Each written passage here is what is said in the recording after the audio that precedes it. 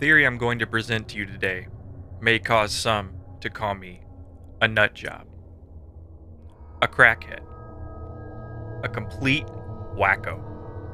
They'll say I've lost my mind, but I've got a case to present.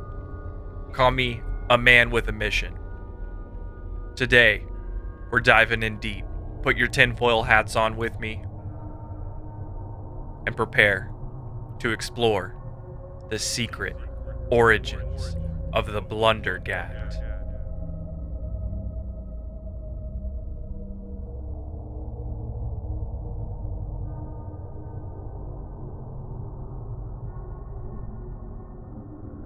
Alright, so here's the get down.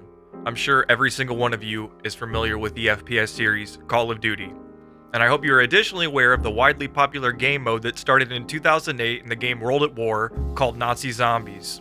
While this just started off as a fun side project the developers had, it quickly caught fire and rose in popularity, and the community demanded more content, and it was released. Over the past 15 years, we've gotten so much content, it is insane, but today we're going to be focusing in on one specific DLC for Black Ops 2.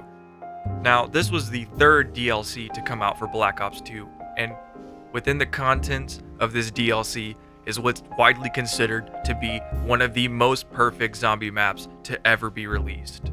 Mob of the Dead. Now, I'm not interested in the lore, the Easter egg, or the characters today. We're talking about one thing and one thing only. The wonder weapon of this map. The Blundergat. Now, if you're not aware of what a wonder weapon is, basically, it's just an overpowered hunk of metal that they try to make look like a gun, but really is some space alien technology that's gonna blast those zombies into straight smithereens, brother.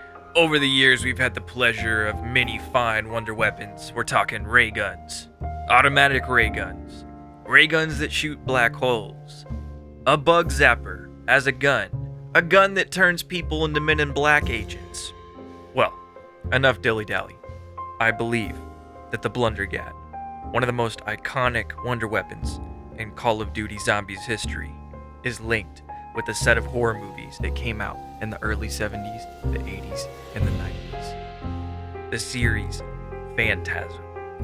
Now, these movies aren't exactly underground, but they're not exactly well known either. Definitely some cool, cult classic, old school horror movies. I would definitely suggest checking them out. But today is not movie review time. I'm not here to give you a synopsis of this series. We're here to talk about the origins, the evidence.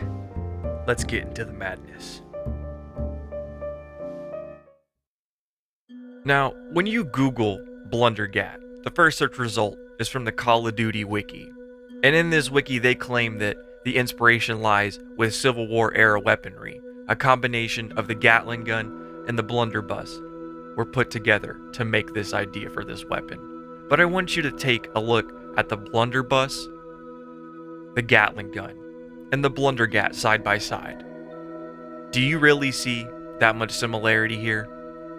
I myself am not convinced.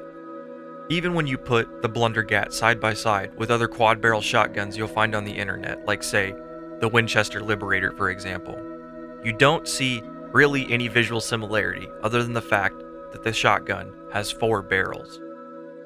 The Blundergat is not just any quad barrel shotgun, it is 2 double barrel shotguns put together, side by side, horizontally. When I took notice of this, everything clicked in my head. Take a look at this. In this scene from Phantasm 2, we see the character Reggie creating a quad barrel shotgun. Not 4 single barrel shotguns put together, 2 double barrel shotguns, side by side. Putting aside the cutoff on the barrels on the shotgun, the undergrip, as well as the etchings you find of the Blundergat and the 45-degree angle, there is way more similarity here in my mind than anything I've shown previously. I can already hear you now, calling me this guy's. I know, I get it. That's kind of the point of this video. Aside from the name, Blundergat, there is really no other similarities between the blunderbuss and the Gatling gun when you put it side by side. I don't care what you tell me. If you disagree with me, you can go, and then after that, you can also go, okay, all fun and games aside, take a look at this picture of the Blundergat, right next to these two models of Reggie's gun from Phantasm. Go ahead. Now with these different angles, tell me you don't see any visual similarity in the body type, the bulkiness on the underside of the barrels, especially the stock. Tell me there's no similarities here. I will be waiting. For my final segment, my supporting evidence, I will be utilizing the widely despised Nova 6 crawlers, which made their first appearance on the launch map of Black Ops 1, Keener der Toten.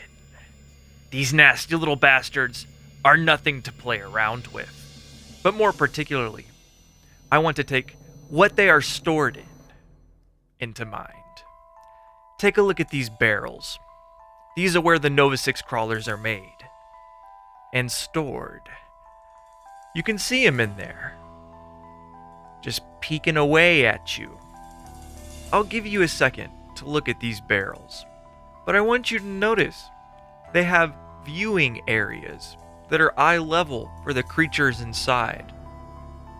Very interesting, very specific. Now, keep these in mind.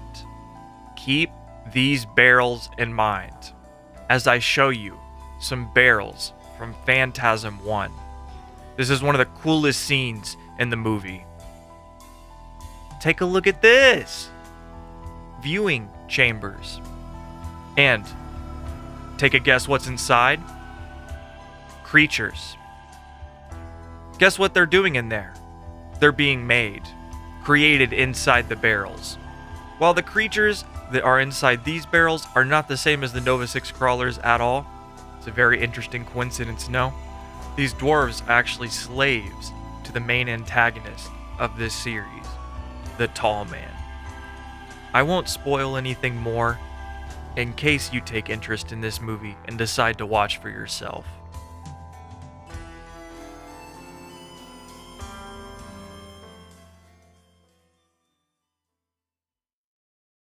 Well, that's it for today's video. I sincerely hope you enjoyed this theory. Laugh at it, take it seriously or not.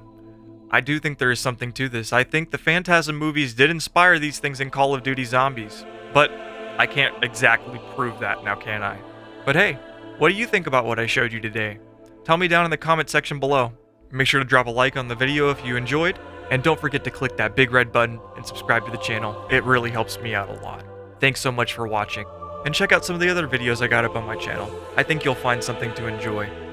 I'm going to be making more theory videos like this about different shows and movies that I enjoy as well, so if that sounds like something you're into, keep an eye out for that. Alright you guys, I won't take up any more of your time. Have a good one. Peace.